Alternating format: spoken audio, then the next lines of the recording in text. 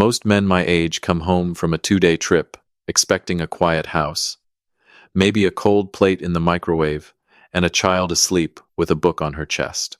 I came home to my 9-year-old granddaughter, locked inside our pantry, curled up on the floor beside a bag of flour, shivering so hard her teeth clicked, while my wife stood at the kitchen island, spreading butter on toast. She needed to learn gratitude, Diane said, like she was talking about a messy bedroom. I called 911 with one hand and broke the pantry latch with the other. But when the sheriff's deputy stepped into my kitchen and saw my wife, his face changed. He took me aside, lowered his voice, and whispered, "Sir, are you sure that woman's name is Diane Whitaker? Because I remember her by another name." Let me back up, family, because I know how that sounds. I know there are people who will say an old man should have seen it sooner. You are right, I should have. That is the part I live with. My name is Harold Whitaker, but everybody calls me Hank. I am 67 years old, retired from 36 years as an insurance claims investigator in Missouri. I spent most of my adult life standing in burned-out garages, flooded basements, crooked repair shops, and office buildings where somebody had lied on paper and expected nobody to read the small print. I knew how to spot a forged receipt. I knew when a man was pretending not to know where a missing motorcycle went.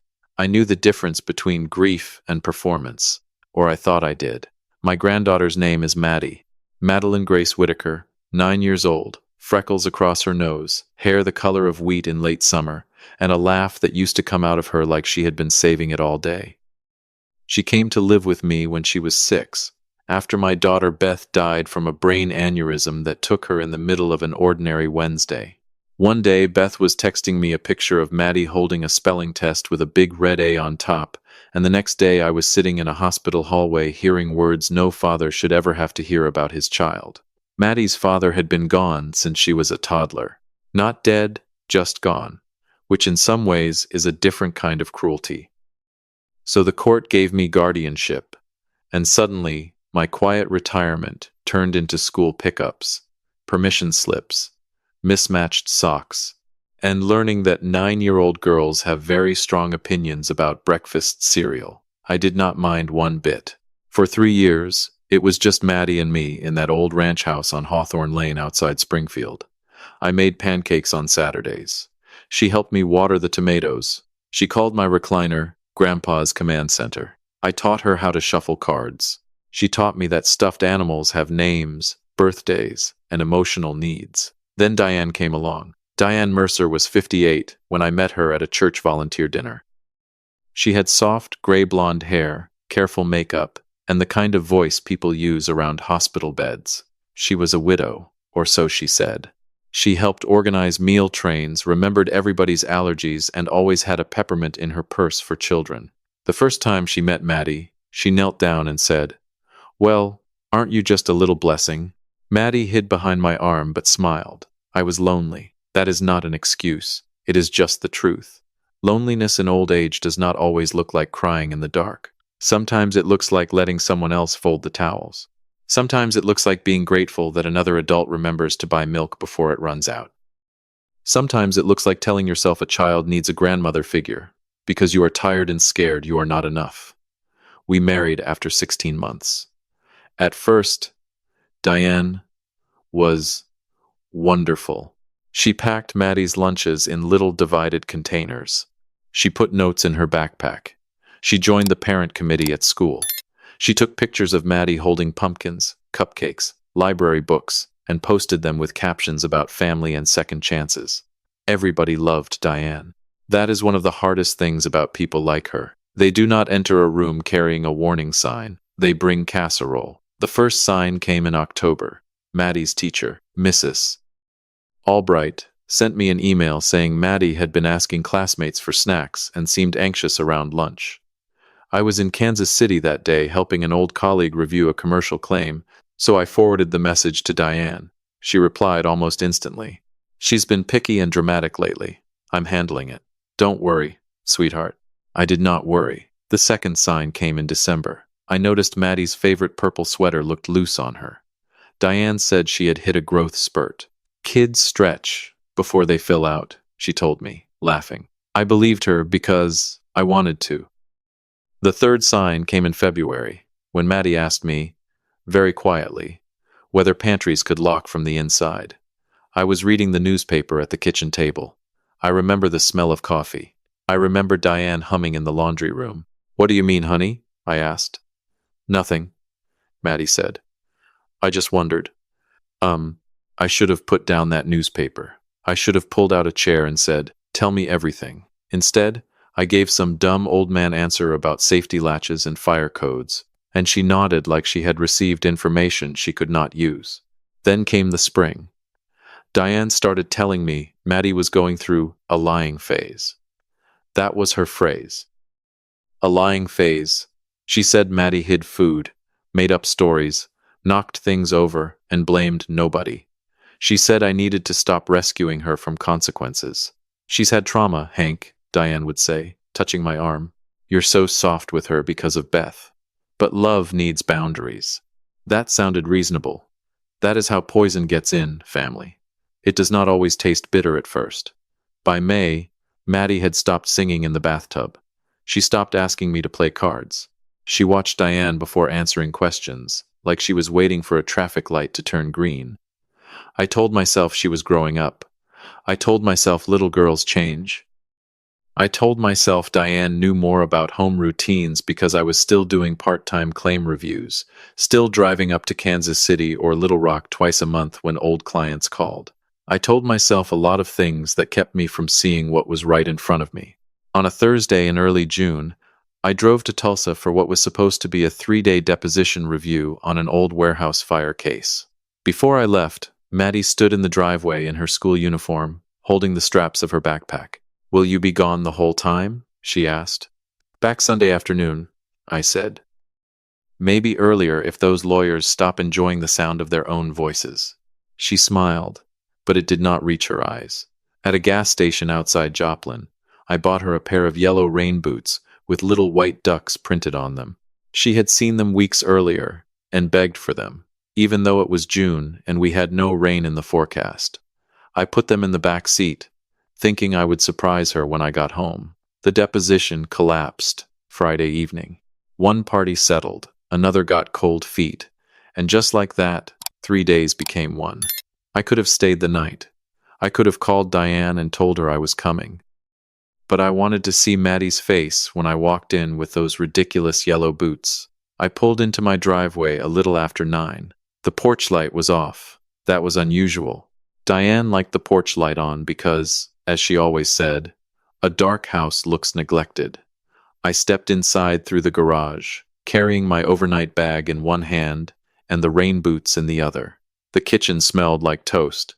Diane stood at the island in her robe, calm as could be, spreading butter all the way to the edges of a slice of sourdough. There was a glass of white wine beside her. "You're early," she said. Not happy, not surprised, just annoyed. Then I heard it. A tiny sound from the pantry. Not a knock. Not even a word. More like a dry little scrape. Like a shoe against wood. I looked at the pantry door. A wooden spoon had been shoved through the handles from the outside, pinning them together. I stared at it for half a second, because my mind refused to understand what my eyes were seeing. Then I heard Maddie whisper, "Grandpa?" I dropped the boots. Diane sighed. "Hank, don't start." I pulled the spoon free so hard it snapped. When the pantry door opened, Maddie was on the floor, knees pulled to her chest, cheeks streaked, lips pale. She had one sock on. Her other foot was bare. There was a plastic cup beside her with nothing in it. She blinked up at me like she was not sure I was real. "I didn't spill it," she whispered. I got down on my knees. My joints screamed, but I did not feel them. "Maddie, sweetheart, look at me." Her fingers were cold. Diane came up behind me. She threw her dinner on the floor because she didn't want peas. I told her she could sit in there until she was ready to be grateful. I turned and looked at my wife.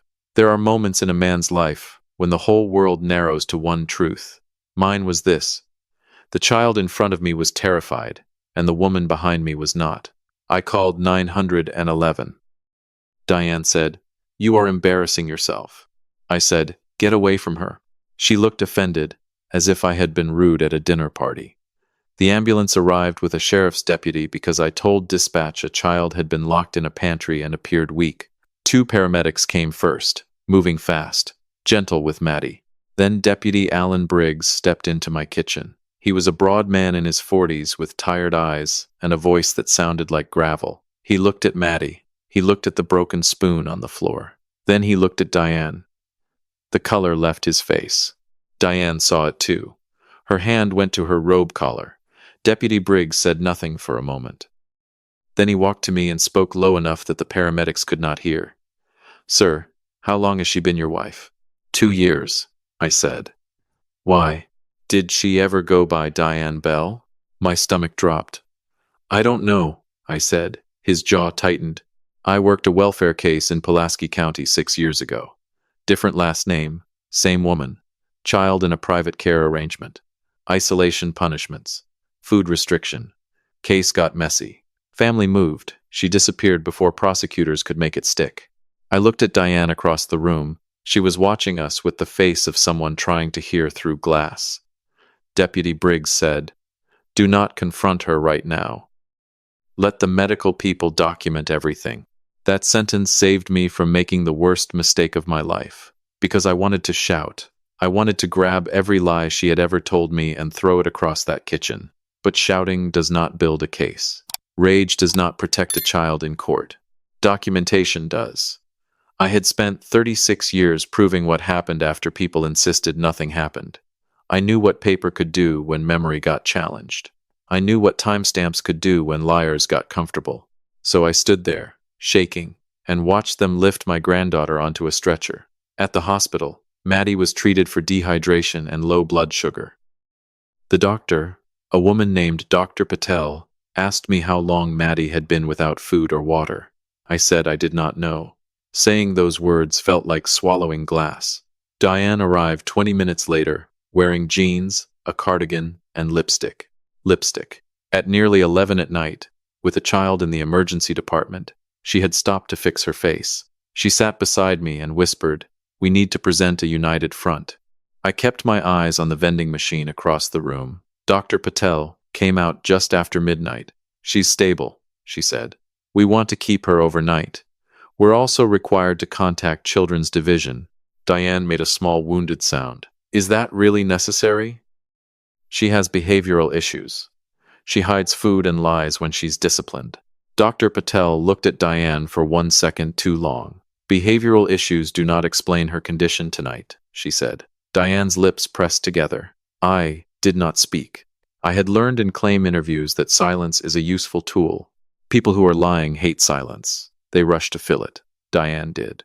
"Hank travels," she said. "He doesn't see the hard days. Maddie can be very manipulative. I've tried to give that child structure, but Hank lets guilt run the house." There it was. The story she had been building. Poor Diane. Difficult child. Guilty old grandfather. I nodded slowly, like a tired man taking in too much information. Then I excused myself to the restroom and called Deputy Briggs from the hallway. "What do I do?" I asked.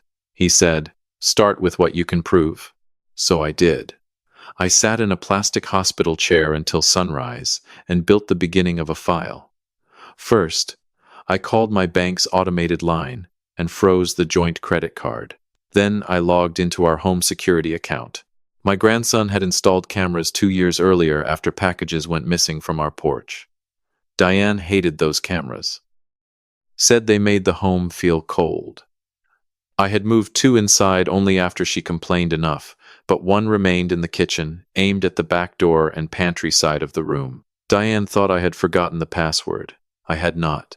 The cloud storage kept 30 days. I watched the first video with my hand over my mouth. 3 days earlier, Diane stood in the kitchen with 2 women from church. Maddie came in from school and reached for a banana. Diane smiled at her friends, then turned away from them just enough to whisper something. The camera did not catch every word, but it caught Maddie freezing. It caught Diane taking the banana from her hand. It caught Maddie walking out with her head down. Another clip. Tuesday evening, Maddie stood at the counter, crying silently, while Diane scraped a full plate of food into the trash. Another clip.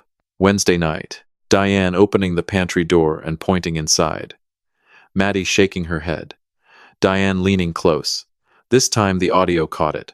Do you want your grandfather's heart to stop? Because that's what happens when bad little girls upset old men. I stopped the video. I bent forward in that hospital chair and pressed my fists against my forehead until my knuckles hurt. Brothers and sisters, I am not proud of what I felt then. It was not sadness. Sadness came later.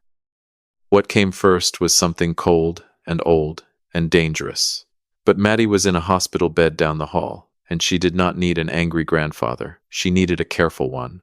At 7 in the morning, I called Mrs. Albright at the school. I apologized for the hour and asked if she had ever had concerns about Maddie. She went quiet. Mr. Whitaker, she said, I've been trying to reach you directly. What do you mean directly? I left messages at home. I sent emails through the parent portal. Mrs. Whitaker responded each time. I closed my eyes. She told me Maddie had been hoarding crackers in her desk. Maddie had cried when another child mentioned being grounded. Maddie had written a sentence in her journal, if I am quiet, Grandpa stays alive. That was when my hands started to shake. By 8:30, a children's division investigator named Nora Watkins arrived at the hospital. She was in her 50s, plain-spoken, with a notebook already open. I handed her everything I had: screenshots, downloaded camera clips, teacher emails, bank records showing Diane had changed the school contact settings, and Deputy Briggs's card with the Pulaski County note written on the back. Nora watched the Pantry video without changing expression. Only her eyes hardened. Mr. Whitaker, she said, has Maddie spoken to you about what happens when you're gone? Not yet. Let her speak in her own time. Don't lead her. Don't promise things you can't control, but make sure she knows she is safe. At 9:15, I was allowed into Maddie's room. She looked smaller than she ever had. There was a cartoon playing on the television, but she was not watching it. Her hair was tangled on one side. When she saw me, her eyes filled. Is she mad? Maddie whispered. No, I said. She's not here. Her shoulders dropped. That movement will live inside me until I die. A child should not relax because an adult is absent. I sat beside her bed and held her hand. Maddie, I need you to know something. Nothing that happened is your fault. Not one bit. She looked at the blanket. I tried to be good. I know. She said if I told you, you'd get sick again. I had suffered a mild heart attack 3 years earlier. Diane had used that. She had taken the scar on my chest and turned it into a chain around Maddie's voice. She said the state would take me if you couldn't handle me, Maddie whispered. She said nobody wants a girl who lies. I kept my face steady, but something in me broke clean in half. What did she do when I was gone? I asked softly. Maddie looked at the door. She had the quiet game, she said. If I talked when her friends were there, I lost dinner. If I cried, I had to sit in the pantry. She said pantries are for things people don't need right now. I had to turn my head for a second. Then she said, Grandpa, am I something people don't need? There are no words for what that question does to an old man. I leaned close and said, You are the most needed person in my whole world. She cried then, not loud, not dramatic, just a tired little stream of tears sliding into her hair. Nora took Maddie's statement later with a child advocate present. I waited in the hallway, staring at a hand sanitizer dispenser like it had answers. At 10:30, Diane texted me. Are we done with this nonsense? I have the church luncheon at noon. Don't let them fill Maddie's head. I looked at that message for a long time. The church luncheon, of course. Diane chaired the Women's Mercy Circle at our church. That day they were hosting a fundraiser for foster children. She had spent weeks arranging centerpieces, donation envelopes, and a slideshow about safe homes for vulnerable kids. She had made Maddie tie ribbons around little gift baskets until her fingers hurt, then told everyone how much Maddie loved helping. Nora asked if I knew where Diane would be. I gave her the address. Then I called an attorney. Her name was Ruth Patterson, 72 years old, retired family court judge turned private counsel, with a voice sharp enough to cut wire. She had handled my guardianship after Beth died. When I told her what happened, she did not waste one word on shock. Send me everything, she said. Camera clips, hospital notes, school emails, deputy's statement, and the investigator's contact. I'm at the hospital. Good. Stay there. Do not go home. Do not argue with your wife. Do not warn her. A person like this is most dangerous when she realizes the story has moved out of her control. By 11:40, Ruth had filed for an emergency protective order. By noon, Nora had coordinated with the sheriff's office. By 12:20, Deputy Briggs called me. We're serving her at the church, he said. You sure you want to know? Yes. Then I'll call after. I sat beside Maddie while she slept. For the first time in 2 years, I did not feel old. I felt awake. Diane was in fellowship hall when they walked in. I know because 3 different people told me later, and one of them, old Mr. Kessler, who runs the soundboard, said the whole room went so quiet you could hear the ice shifting in the tea pitchers. She was standing at the podium in a pale blue dress, talking about the responsibility of adults to protect children. Behind her, on the projector screen, was a photo of Maddie holding a basket with a ribbon on it. Deputy Briggs came in first, Nora Watkins beside him, another deputy behind them. Diane stopped mid-sentence. Nora walked straight to the podium and placed the paperwork in front of her. Diane Whitaker, she said, this is an emergency protective order. You are to have no contact with Madeline Whitaker. You are also being taken in for questioning related to child endangerment and unlawful restraint. Diane smiled. People like her always try the smile first. There has been a misunderstanding, she said into the microphone, because it was still on. My husband is elderly and emotional. He gets confused. Deputy Briggs reached over and turned the microphone off. That part makes me grateful every time I hear it. She looked out at the women in that hall. The same women she had fed stories to for 2 years. Stories about a troubled child, a difficult adjustment, a saintly step-grandmother trying her best. But this time, nobody rushed to comfort her. Not when Nora gathered the donation baskets Maddie had tied ribbons for and quietly said they would need to be photographed as part of the investigation. Not when Deputy Briggs asked Diane to step away from the podium. Not when she said, "You can't do this to me here." You see, that was Diane's real wound. Not what she had done, not Maddie in the hospital, her humiliation, her audience, her perfect room turning on her. She walked out between 2 deputies, while a slideshow about child safety remained frozen behind her. I did not see it happen. I am glad I did not. I might have enjoyed it too much, and this story was never supposed to be about my revenge. It was supposed to be about Maddie getting free. At 2 o'clock, Ruth called. The order is signed. Diane cannot return to the property. We'll move to amend your guardianship file and remove her from all school and medical permissions. At 2:15, I called a locksmith. At 2:30, I removed Diane from the school contact list. At 2:40, I changed the passwords on the bank, phone plan, home security, pharmacy, and every account I could think of. At 3 to 10, I stood in my kitchen with the locksmith while he changed the back door. I looked at the pantry. The broken spoon still lay on the counter in 2 pieces. Take the door off, I said. The locksmith looked at me. The pantry door, I said. Take it off the hinges. He did. Maddie came home the next afternoon. Nora approved it after walking through the house and confirming Diane was gone. Maddie stepped through the front door slowly, like she was entering a place that had once bitten her. She looked at the empty pantry doorway. I said, "No door anymore." She did not smile right away. She just stared.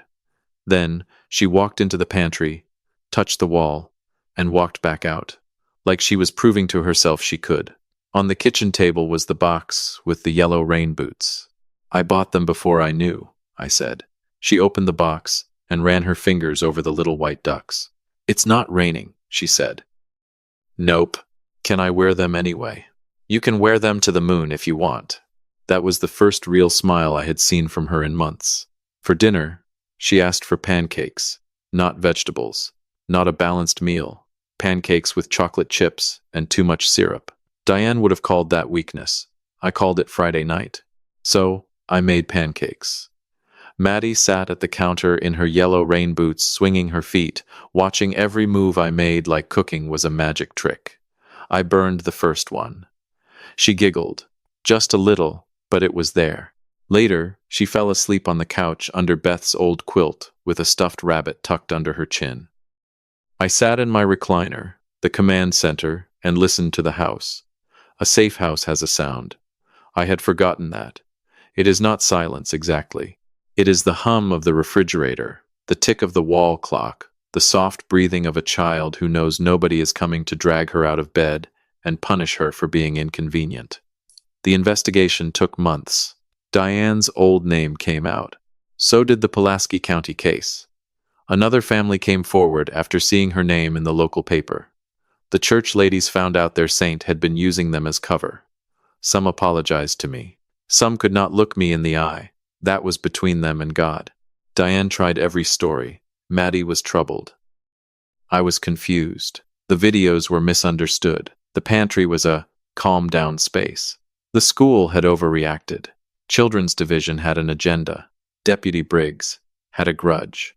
But paper does not care how charming you are. Camera timestamps, hospital records, teacher emails, text messages, prior reports, Maddie's statement, the broken latch, the school journal sentence. One piece by itself might have been challenged. Together, they formed a wall she could not smile through. She took a plea before trial. No contact, probation with conditions, mandatory counseling, her name on records that would follow her anywhere she tried to work with children again. Some people said it was not enough. Maybe they were right. There are punishments no court can hand down that would satisfy a grandfather who heard his grandchild ask if she was something people did not need. But Maddie was safe. That had to be enough for me to build on. She started seeing a therapist named Miss June, who had silver bracelets that jingled softly when she talked. She went back to school, part-time at first. Mrs. Albright kept a drawer full of snacks and told Maddie she never had to earn food. Deputy Briggs stopped by one Saturday with a sticker badge and pretended not to notice when Maddie hid behind me for the first 10 minutes. By the end of the visit, she asked if police dogs got birthday parties. Slowly, the house changed. Maddie started singing in the bathtub again. She left crumbs on the counter without flinching. She asked for seconds. She spilled orange juice one morning and froze so hard the glass rolled off the table. I picked it up, got a towel, and said, "Spills are just spills." She cried for 20 minutes after that. Healing is not pretty, family. Sometimes it looks like a child sobbing because nobody yelled. One evening in October, rain finally came. A big Missouri rain, loud on the roof, rushing down the gutters. Maddie ran to get her yellow boots. She put them on with her pajamas and stomped through puddles in the backyard while I stood on the porch with a cup of coffee, watching. "Grandpa," she shouted. "Look!" "I'm looking." She jumped in the biggest puddle she could find. Water splashed up her legs, and she laughed so hard she had to hold her stomach. That laugh came back different. Not exactly the same as before. Things that break do not always return to their old shape. But it was real. It was hers. And nobody in this world was ever going to lock it away again. I am telling you this, parents and grandparents, because quiet children are not always fine. Clean houses are not always safe houses. A smiling adult is not always a good one. And love is not proven by how perfect your family looks in pictures. Love is proven by what you are willing to notice, what you are willing to document, and how fast you move when a child's eyes are begging you to believe them. I was late. I will carry that. But I came home before the door closed forever. And when I found my granddaughter on the floor of that pantry, the old man I had become stepped aside, and the grandfather she needed finally stood up. Now every night before bed, Maddie checks the pantry as she walks past it. Not because she is afraid of it anymore, because there is no door. She likes seeing that. So do I. Sometimes love is not a grand speech, but a careful eye, a steady hand, and the courage to notice what a frightened child cannot say. Hank could not change the pain Maddie had already endured, but he could make her world safe again. Every unlocked door, warm meal, and gentle laugh became proof that healing can still find its way home.